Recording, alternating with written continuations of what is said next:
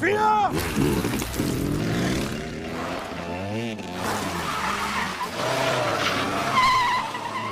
Non farà strozzati, Franzi! Non farà strozzati! Film ini dibuka dengan ditampilkannya sebuah pertandingan olahraga hoki di sebuah gelanggang olahraga, di mana sepasang suami istri yang menjadi aktor utama kita dalam film ini bernama Santo dan istrinya bernama Grace. Terlihat mereka sedang menyemangati anaknya bernama Sofia, yang merupakan kapten kesebelasan dalam pertandingan ini untuk lolos dalam babak semifinal. Dan hari itu menjadi hari bahagia untuk mereka karena tim putrinya berhasil memenangkan pertandingan.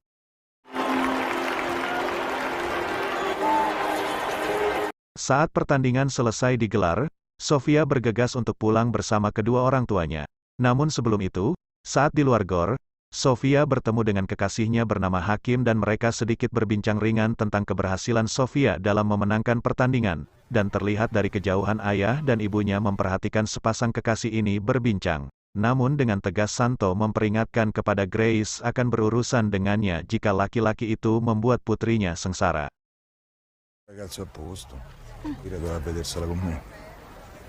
Santo, per favore. Setelah berpisah dengan Hakim, Grace kemudian berjalan menuju mobil ayahnya yang sudah lama menunggu. Terlihat Grace menagih sebuah janji kepada ayahnya, jika berhasil memenangkan pertandingan ini, ayahnya harus menepatinya, dan karena Grace terus mendesak janji ayahnya, Santo pun akhirnya menepatinya. Che parlate? Mi ha fatto una promessa, se avessi vinto e se fossimo... Allora... Ok. Keesokan harinya, Sofia dan ayahnya bergegas menuju ke sebuah tempat. Ternyata itu adalah janji yang dibuat oleh Santo kepada putrinya, di mana dia mengizinkan Sofia untuk mengemudi. Walaupun sebenarnya Grace meragukan itu, namun Santo meyakinkan istrinya dan akhirnya keduanya pun pergi ke sebuah hutan pinus dengan melewati sebuah danau kecil yang sangat menantang adrenalin Sofia.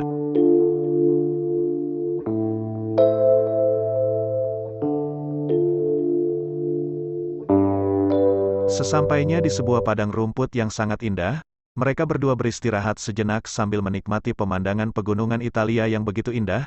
Di sana Sofia bertanya kepada ayahnya apa alasan ayahnya pindah ke desa ini saat masih muda. Lantas dijawab oleh Santo bahwa kedatangannya ke desa ini karena dia begitu mencintai ibunya. Mamma è una donna fortunata. Lalu tak lama kemudian mereka bergegas untuk kembali pulang setelah beberapa lama beristirahat. Sebelum pulang, Sofia meminta ayahnya untuk berfoto di tempat itu sebagai kenang-kenangan. Namun Santo menolak untuk berfoto dengan alasan tidak suka berfoto.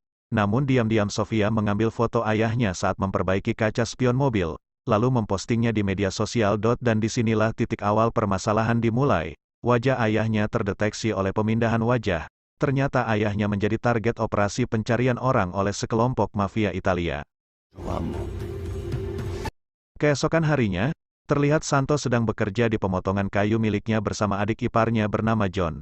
Tiba-tiba Santo melihat alat pemotong itu sepertinya tidak berfungsi dengan baik. Jadi dia harus memperbaikinya, lalu dia meminta adiknya untuk menjemput Sofia pulang sekolah, karena Santo akan lembur untuk memperbaiki mesin itu. Lalu setelah itu John pun berangkat dan mengantarkan Sofia pulang ke rumahnya. Setibanya di rumah, Sofia masuk ke dalam kamarnya sedangkan John masuk ke rumah untuk beristirahat sejenak makan malam. John menjelaskan kepada Grace bahwa Santo masih di hutan memperbaiki mesin pemotong dan akan pulang larut malam. Dan ketika John dan Grace sedang berbincang di ruang makan, tiba-tiba dua orang yang entah datang dari mana masuk ke dalam rumah, salah satu di antaranya menggunakan kamera kecil di kepala. Grace mengira yang datang itu adalah suaminya. Namun ketika Grace pergi melihatnya, pria misterius itu tanpa basa-basi langsung memukul wajah Grace dan juga menyerang John serta membunuh mereka berdua di dalam rumah itu.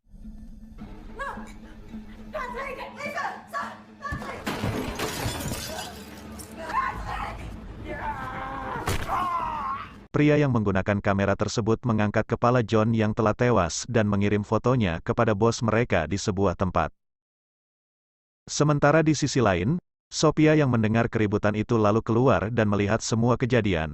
Namun dua lelaki itu melihat Sofia lalu mereka mengejarnya. Sofia kemudian lolos melarikan diri ke dalam hutan sehingga dua orang tadi berhenti mengejarnya. Di sisi lain, Santo yang baru saja selesai memperbaiki mesin potongnya bergegas untuk pulang ke rumahnya. Namun sebelum bergerak, dia menghubungi istrinya namun panggilan teleponnya tidak terjawab. Santo terus menghubungi Grace dan putrinya sambil berkendara, namun tetap saja keduanya tidak menjawab telepon. Santo kemudian menjadi khawatir dan dia menggas mobil agar cepat sampai rumah. Namun malangnya Santo mendapati istri dan adik iparnya telah tewas dengan bekas pukulan di wajah. Santo berteriak memanggil-manggil nama istrinya yang telah tiada, dan tiba-tiba dia teringat dengan Sophia. Namun ternyata Sophia juga selamat kembali ke rumah dan bertemu ayahnya. Merasa dalam bahaya, Santo kemudian membawa putrinya ke sebuah tempat.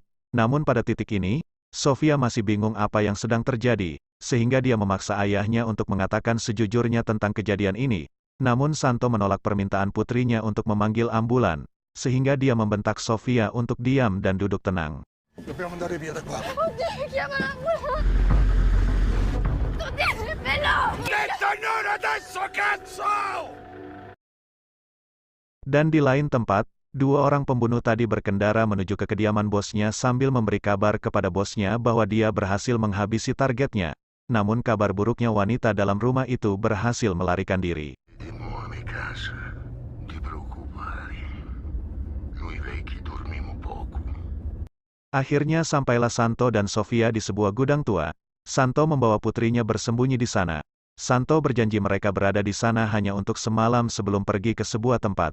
Namun Sophia masih terus penasaran dengan keadaan, dia terus berteriak kepada ayahnya untuk menjelaskan keadaan sebenarnya. Santo kembali membentak putrinya untuk tetap diam dan tenang. Mi dici dove siamo? Non ci voglio stare qui. Soltanto per... Basta! Adesso stai zitta. Di tempat lain, salah satu pria misterius tadi datang menemui bos mafia bernama Don Angelo. Dia datang ditemani oleh putra satu-satunya bos mafia. Di sana dia menunjukkan rekaman tentang kejadian yang dilakukannya di rumah Santo. Setelah Don Angelo memperhatikan rekaman tersebut, dia menyadari mereka telah menghabisi orang yang salah. Pada titik ini, ternyata Don Angelo lah yang memerintahkan dua pria misterius tadi untuk menghabisi Santo. Namun sayangnya orang yang dihabisi itu orang yang salah. Maka itu Don Angelo memerintahkan pria misterius itu untuk kembali mencari dan menghabisi Santo beserta putrinya yang telah melihat kejadian tersebut. Di tempat berbeda, Santo mencukur abis rambut dan jenggotnya untuk menandakan bahwa dia siap untuk kembali dengan pertarungan. Lalu dia teringat dengan masa lalunya bahwa dia pernah menghabisi mafia lain dalam sebuah mobil. Santo membuka brankas rahasianya untuk mengambil beberapa senjata dan juga paspor yang sudah lama dipersiapkannya jika kejadian ini tiba. Dia juga mengambil plat nomor lain untuk menyamarkan mobilnya. Sejenak Santo memandangi sebuah buku berjudul Kijang Liar. Buku ini adalah yang menjadi inspirasi Santo kembali ke jalan yang benar.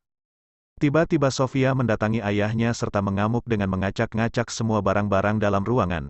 Dia menuntut ayahnya agar segera menceritakan apa yang sebenarnya terjadi, karena dia mengaku sudah tidak tahan lagi. Papà, ti prego, non ce la faccio più. Va bene!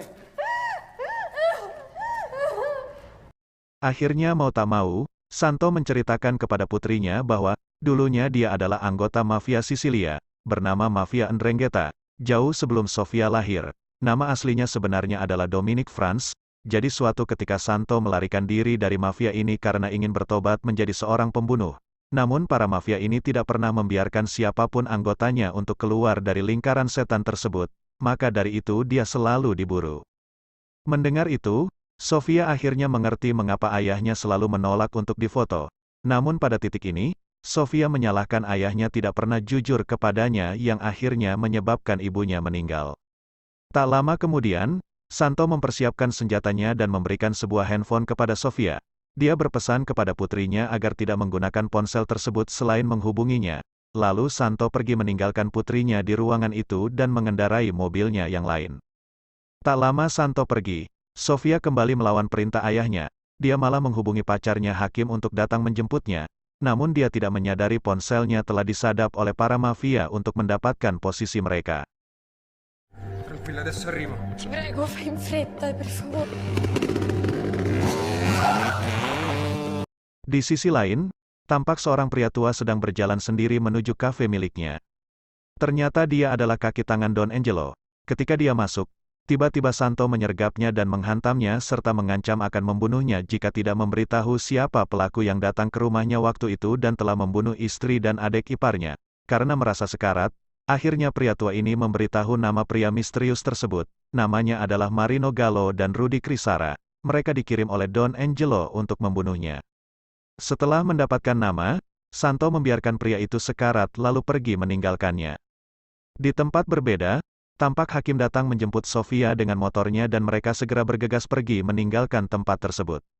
Namun tiba-tiba mereka berpapasan dengan salah satu pria suruhan Don Angelo yang sedang menuju ke tempat lokasi Sofia yang sudah ditandai oleh para mafia. Dengan cepat pria suruhan itu memutar arah mobilnya lalu mengejar motor hakim, dan pada saat yang bersamaan juga Santo tiba di gudangnya dan mendapati Sofia telah pergi dengan meninggalkan ponsel yang diberikannya.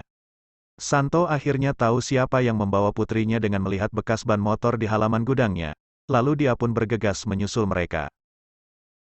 Kembali pada adegan aksi kejar-kejaran, di mana Hakim dan Sofia terjatuh dari motor akibat menabrak pohon tumbang, lalu mereka berdua tidak punya kesempatan untuk lari.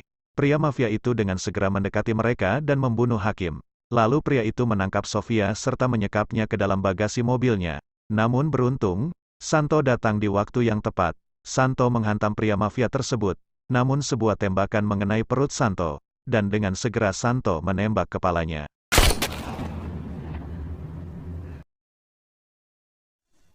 Di sisi lain, tampak Don Angelo dan putranya sedang berbincang masalah harta yang mereka sudah kuasai di seluruh kota tersebut.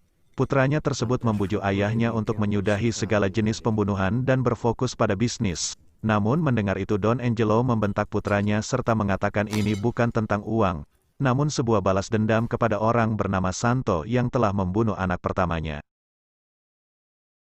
Di lain tempat, Santo dan putrinya berkendara ke sebuah minimarket untuk berhenti sebentar karena luka di perut Santo semakin parah. Sofia pergi berbelanja obat-obatan dan pergi dan memberikan kepada ayahnya. Setelah itu mereka kembali berkendara. Namun Santo berhenti di sebuah parkiran untuk mencuri sebuah mobil, agar jejak mereka tidak dapat terdeteksi oleh para mafia. Di adegan lain, Don Angelo meminta seorang ahli intelijen bernama Dr. Ferrario untuk mencari keberadaan Santo dan putrinya dengan cara memantau semua rekaman CCTV di seluruh kota, dan itu bukanlah hal yang sulit bagi Dr. Ferrario. Santo dan putrinya menepi di sebuah rumah kosong. Keadaan Santo semakin sekarat akibat luka tembak di perutnya menyebabkan dia akhirnya pingsan. Tanpa pikir panjang Sofia bergegas keluar untuk mencari pertolongan. Walaupun sedikit kesulitan, akhirnya Sofia berhasil membawa ayahnya ke rumah sakit untuk dirawat. Setelah Santo kembali sadar dari pingsannya, ia lalu meminta anaknya untuk mencuri sebuah mobil agar mereka segera pergi dari tempat itu. Namun ternyata lokasi persembunyian mereka telah ditemukan oleh para mafia. Anggota Don Angelo segera mendatangi rumah sakit tersebut. Mereka memeriksa setiap sudut rumah sakit, namun tidak menemukan Santo. Ternyata Santo menyadari ini, dia berlari keluar untuk menyelamatkan diri dan berhasil membunuh dua orang anggota Don Angelo dengan pistolnya. Di sebuah gudang kosong, Santo dan putrinya kembali bersembunyi. Di sana Santo merakit sebuah bahan peledak dan sedikit mengajari putrinya bagaimana cara bertahan hidup jika bertemu dengan para penjahat tersebut. No.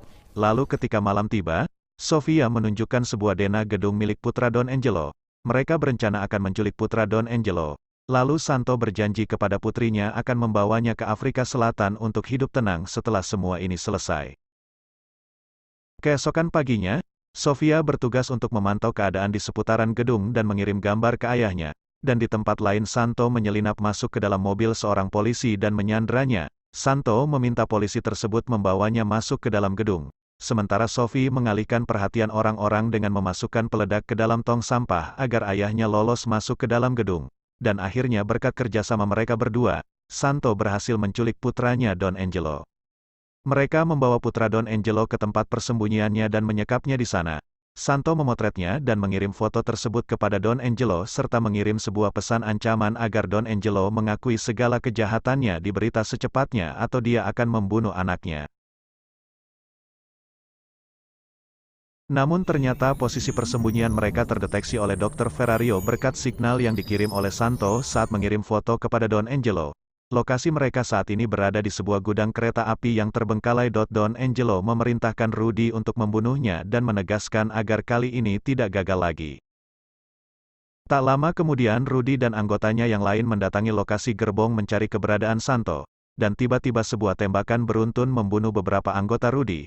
Ternyata itu adalah Santo yang sudah lama bersembunyi di antara gerbong, dan seketika aksi tembak-tembakan pun terjadi. Semua anggota Rudy tewas dihabisi oleh Santo, dan terakhir Santo menghabisi Rudy dengan tangannya sendiri. Di tempat lain, Sophia dihubungi oleh ayahnya mengatakan bahwa semua rencana mereka tidak sesuai harapan.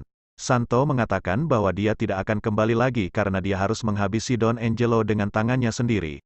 Karena jika Don Angelo masih hidup, masalah tidak akan selesai. Namun di tengah-tengah obrolan mereka, lokasi mereka berdua diketahui oleh para mafia dan dengan segera mengirim pasukannya untuk mendatangi di dua lokasi yang berbeda. Santo mendatangi kediaman Don Angelo dengan menghabisi semua penjaga dan akhirnya Santo berhasil membunuh Don Angelo dengan cara menjerat lehernya dengan tali. Namun sayangnya Santo harus pasrah dibunuh oleh polisi yang datang ke lokasi untuk mengamankan lokasi.